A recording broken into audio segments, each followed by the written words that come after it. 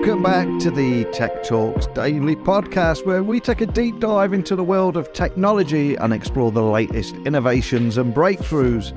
And today we have a very special guest joining us. It's an absolute pleasure to welcome David Schwed, the COO of Halborn, an award-winning blockchain cybersecurity firm, onto the podcast. And they're making huge waves in the industry right now. And David himself has an impressive background, having worked with major players such as BNY Mellon, Merrill Lynch, Citigroup, and he's also the founding director and professor of the Cybersecurity Master's Program at the Katz School of Science and Health at the Yeshiva University. But in today's episode, we're going to be discussing the unique challenges presented by Web3 security and why it's crucial for Web2 and Web3 to collaborate in securing both ecosystems. And we'll also touch on why cybersecurity is often overlooked by Web3 projects. And David will also share his personal journey from traditional finance to decentralized finance. And of course, discussing the best security practices to help you, whether you're an organization or an individual. So buckle up and hold on tight as I beam your ears all the way to the east coast of the US, where David is waiting to join us today. So a massive warm welcome to the show, David. Can you tell the listeners a little about who you are and what you do? Sure.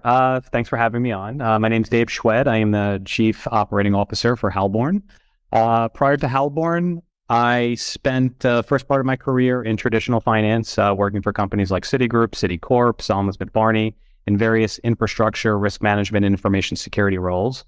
In 2008, I co-founded a telecommunications company, which I ran for about 10 years before we were acquired back in 2018. While I was running my company is when I got really interested in crypto. So it was around 2012, I believe. So unfortunately for me, my interest in it was more on the technological side and, not on the, asset side. So I only bought a few Bitcoin back in 2012 just to experiment with the technology. And I became enamored with it. And, it just was a hobby of mine for a number of years. And when I exited my company, there was an opportunity for me to go over and join Galaxy Digital as their first Chief Information Security Officer. So that was my first, professional job in the crypto industry. And I never looked back from there. So from Galaxy, I went over to BNY Mellon, where I was a global head of digital assets technology. And now I'm over at Halborn. Wow, 2012. That was early to be into crypto before the madness of 2017. Did you have enough discipline to hold on to those couple of Bitcoins, or did you exit only to regret it every day? So it's funny. So for about six to 8 months, I thought I was a genius of when I sold. So what happened was I held on to it, and then it skyrocketed. I think this was like around $23,000, and my wife's yelling at me, you should sell it. It's $23,000.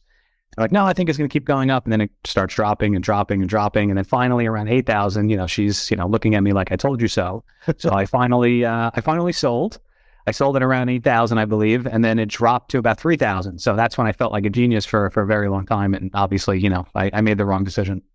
You didn't do too bad out of it, though. But fast forward to 2023, to set the scene for our conversation today, can you just give me a bit of an overview of Halborn's mission and how your background in traditional finance and cybersecurity has actually shaped the company's approach to blockchain cybersecurity?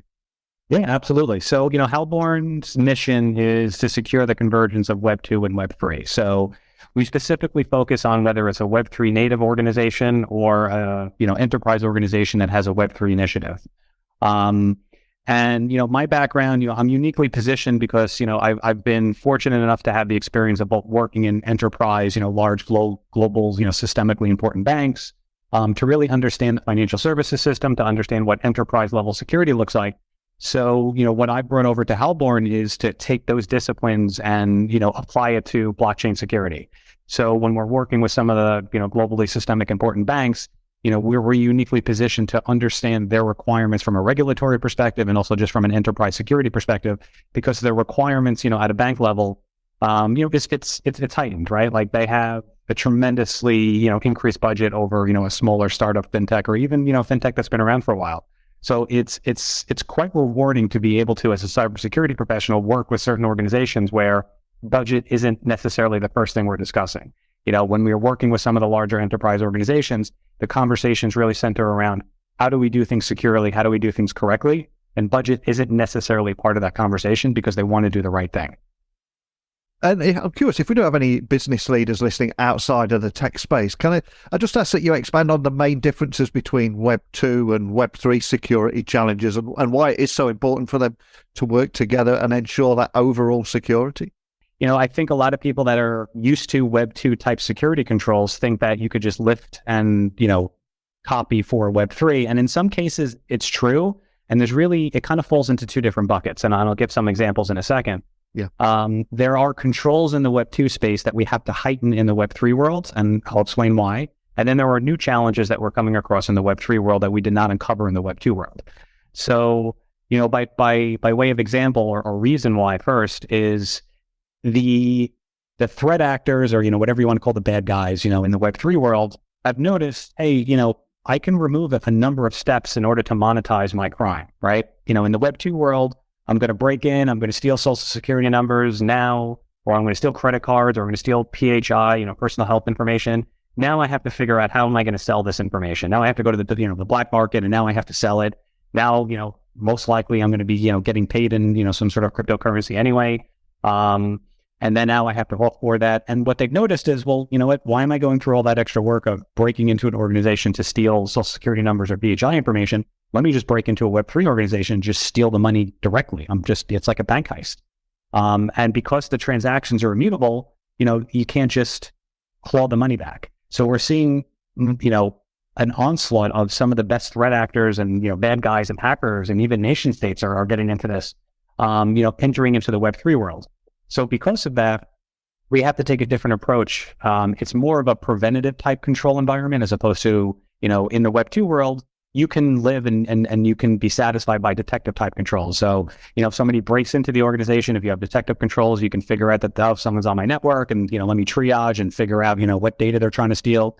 But in the Web3 world, if they're already in your environment and they're taking information, the money's gone already. So it's more about, extra layers of controls. Just to give like an analogy, it would be like having belts and suspenders as well. You can't just rely on one.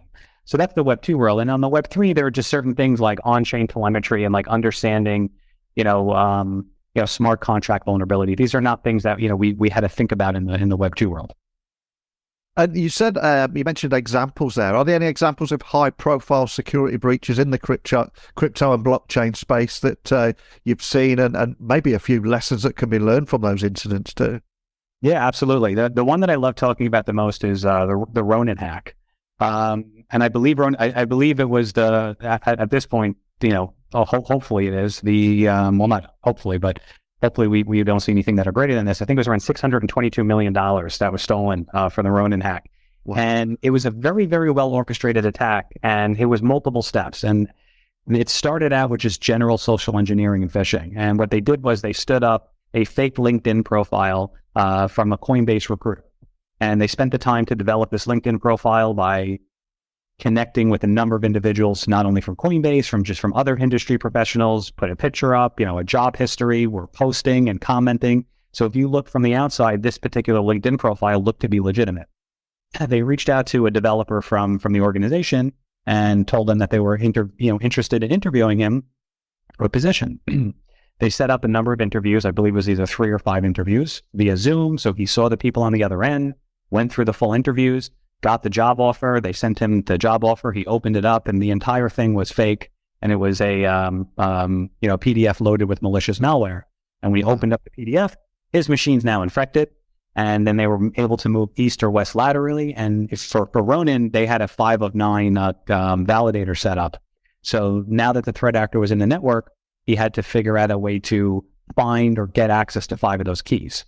Now, if you're thinking, okay, well, that's great, it's split up into 5 different, you need 5 out of 9, that's going to be very difficult to figure out, except there was a flaw in the design. So although you required 5 out of the 9, 4 of those were controlled by one organization. So when he controlled that one organization, he now had access to those 4 keys. So now he had to figure out, how am I going to get that 5th key? So that was one of the biggest mistakes was the 5 of 9, and that one organization centrally controlled 4 of those keys. At one point in time, they had defaulted that if the 4 had signed a transaction or validated a transaction, one of those other 5 would automatically sign as well. So because they forgot to remove this particular configuration, all he had to do was break into this one organization, get the 4 keys, sign a transaction, the 5th key automatically signed it, and he walked out the door with $622 million. Wow. As Keanu Reeves would say, whoa, that's a nightmare, isn't it? Exactly. Yep. Oh, man. So for every business leader that's just heard that story and absolutely their worst case scenario, what are the best security practices that organizations or indeed individual users listening can do to implement to keep their crypto assets secure and also keep their practices or how those practices differ from traditional finance security measures? Yeah, absolutely. First I'll start with what could they have done, and then I'll talk about, what people could do to protect their, their own personal assets. But, in this particular case, I can tell you, without a doubt, this particular type of attack would not have been, effective in a larger organization like a bank. And the reason being is there are certain control principles that large enterprise organizations have. And, one of the main ones is developers do not have access to a production environment. So in this particular case, this particular developer, their access control allowed this particular actor to get access to those keys. So that's just right off the bat, that would have been stopped right there. There would have been a blocking of the east or west lateral movement from the developer in order to get the keys because that particular individual would not have access. So the approach that I would tell most organizations to take is you need to think offensively. There's 2 different approaches. There's like a blue team, which is more of like a defense approach. And then there's the red team, which is, more of the offensive approach. And although obviously you need to have, blue team or, defenders, if you will, they need to take the approach of thinking more like the attackers. How would I break into the organization?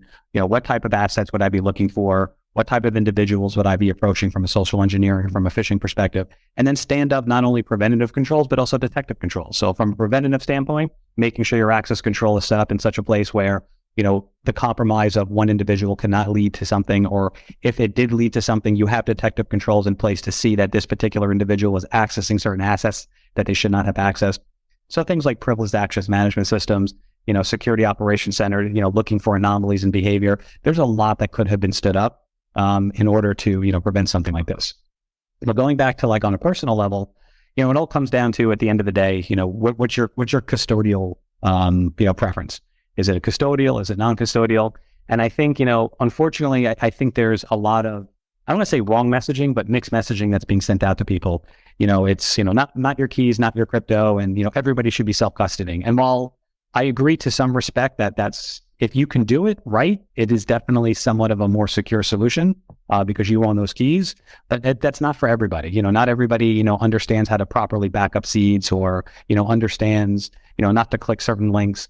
So I think the messaging should be more around education of what does it actually mean when I'm transacting in cryptocurrency and, when I'm interacting with SushiSwap or PancakeSwap or any of these dApps, like what actually is happening in the back end. I don't think most people realize like what a token approval is. So I think, education first, I think is more important. I think, and then once you get educated on how does the, transactions are actually effectuated, then you can start breaking things down into pieces. Like, do I want to custody my own assets? Do I want to do, or do I want somebody else to custody my assets? What is the security controls that I can put in place to protect my seed phrase? Because I see a lot of, people either not back. I think I saw a statistic yesterday, like 17% of the people don't back up their seed phrase. So, it's having an effective backup. It's having that backup encrypted because your backup of your seed could be an attack vector. So there's a lot of things that people need to do, but it really, in my opinion, I think it really starts with education instead of jumping right into, trading crypto. And you mentioned a great phrase a moment ago that we need to think like attackers. So on that side of things, I'm curious, how do you see the role of ethical hackers evolving in the blockchain and crypto space? And what are the unique challenges they face in comparison to let's say, traditional cybersecurity? I think ethical hackers are absolutely an important part of securing the ecosystem, but it's just one part, right? There are other things that organizations need to do, but the role of an ethical hacker is to really think like that offensive red teamer. So, an organization will go hire an organization like a Halborn or, one of our competitors potentially. And, what we'll do is we will think like an attacker. How would we try to break into your organization? What type of assets would we be looking for? What type of attack would we be launching?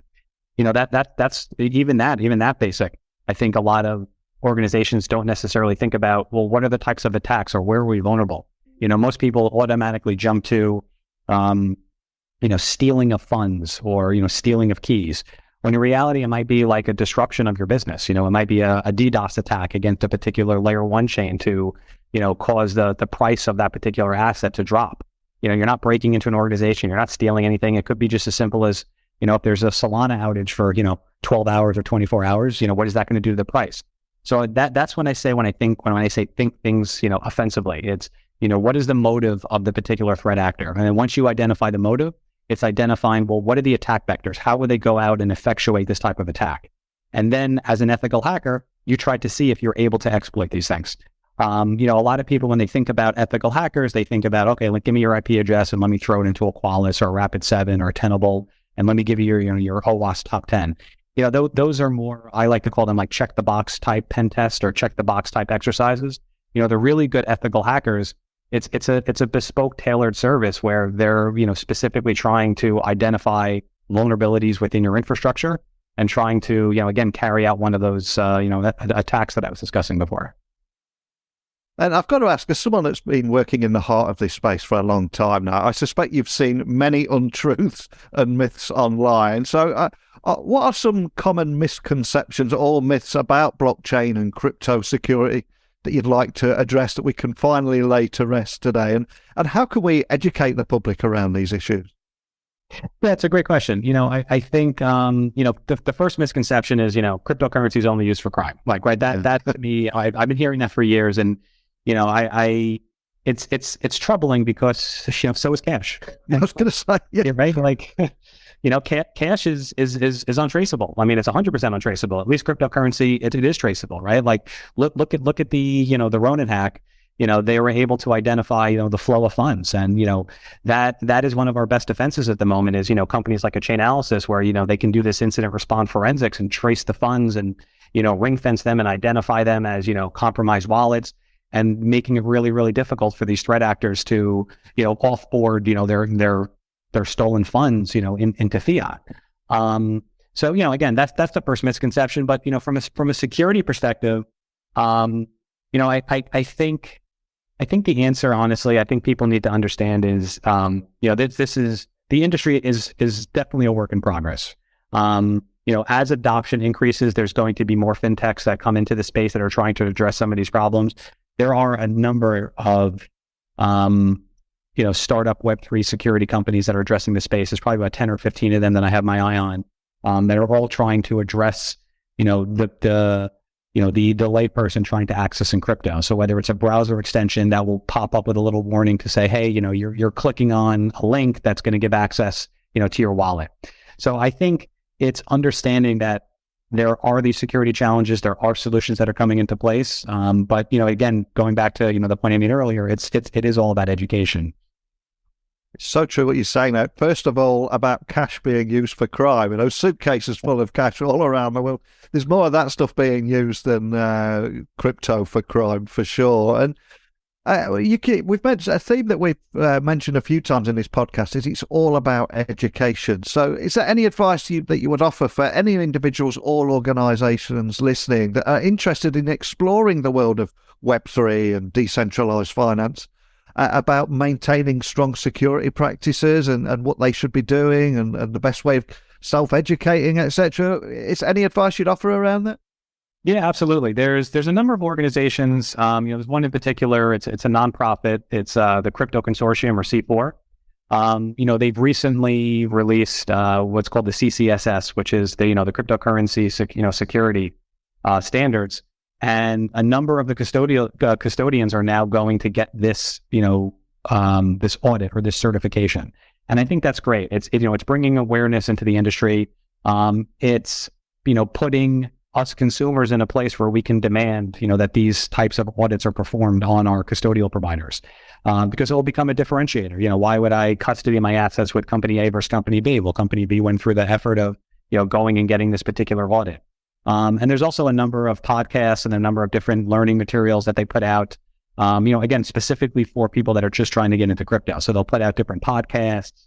Again, they'll put out different reading materials of, what are the differences between a hot wallet and a cold wallet and a paper wallet and a brain wallet?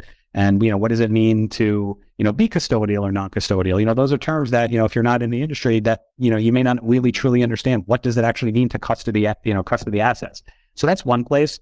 Another one is Blockchain Council. I think they give, great, trainings for their certifications, and it's at a relatively low cost. And they have a number of different ones, that are specializing in DeFi or even, layer one specific certifications. So you can look at like Polkadot if you wanted, or, and any of the other layer ones. But those are the two that I think, are great training resources that I would tell most people to take a look at. Fantastic advice there. And before I let you go, I'm going to ask you to take a peek into your virtual crystal ball. Don't worry, I'm not going to ask you when moon. I'm going to ask you, how do you envision the future of blockchain cybersecurity, and what new developments or challenges do you anticipate in the coming years? Any thoughts around that? Yeah, I think, if I could look into my crystal ball and look out 5 or 10 years, I think we're going to get to a place where it's secure, right? Like we don't read, every day in the news of banks getting hacked. Maybe, once or twice a year, you'll read about some sort of, breach and, account numbers were stolen, et cetera. I think we're going to get to that place in blockchain. I think right now we're at a place where, a lot of these startup fintechs are in a position where they have to either, rush to market with a product, in order to get, first mover advantage, or, their communities demanding new features and new releases. And they're not as disciplined, from a risk management perspective that, some of the larger financial institutions are. And I'm not saying the larger financial institutions, have the right approach, because, they're incredibly slow to release new features, but there is something to say about the fact that, the security for many large financial institutions, are secure as they are. So as the market is demanding, more security and more controls and, these types of, enterprise level security, that gap is going to get filled by startup fintechs coming into the space to offer. So I think we're going to get to a point where the environment is just as secure as a regular banking system, but I definitely think we have a few years to get there. Wow, exciting vision for the future there, and left us a lot to think about there and talk about. So for anyone listening that would like to find out more information about the work you're doing at Halborn, maybe even contact your team, join your community, whatever it might be, what's the best starting point for everything? Because there are that many different domain names out there at the moment. Yeah, sure, absolutely. So halborn.com, is our main website. We also are very active on Twitter and on YouTube. So we do Twitter Spaces. We try to do one, once a week, where we'll have on, different projects, and we'll talk to them about their projects. We'll do some, AMAs on YouTube. And then also for everybody looking, we also have an open source product called Zion, zion.org. And it's free for the community, and it's a Linux distro that has, a number of preloaded, blockchain security and development tools. So that's something we released last year to give back to the community. Well, again, thanks so much for joining me on the podcast today. Covered so much there, from why Web3 security presents new challenges from Web2, and also why Web2 and Web3 must work together to secure both, and the importance of education, all washed out with your origin story too. But more than anything, just thanks again for sharing your story with me today. Yeah, thanks for having me on. And there you have it, folks. A huge thank you to David for joining us today, sharing his invaluable insights into the world of blockchain, cybersecurity, Web3 security challenges, and the best practices for keeping digital assets safe, whilst busting a few myths and misconceptions along the way. And for me, his expertise and dedication to advancing cybersecurity in the blockchain space is truly inspiring. And as we do continue to explore the ever-evolving landscape of technology together, episodes like this remind me of the importance of security and collaboration both in Web2 and Web3 worlds. So whether you're an organisation or an individual, I hope you'll take away something useful from today's conversation. And if you've got anything you'd like to add to it, please email me, techblogwriter@outlook.com, Twitter, LinkedIn, Instagram, @NeilCHughes. Send me a DM, send me an email, and I'd love to have a conversation with you too. And also, finally, if you did enjoy the episode, please subscribe to Tech Talks Daily on your favourite podcast platform. And also, if you do have time, leave a rating and review. It really helps in that ongoing battle against the algorithm. But that's it for today. So a big thank you for listening as always. And until next time, don't be a stranger.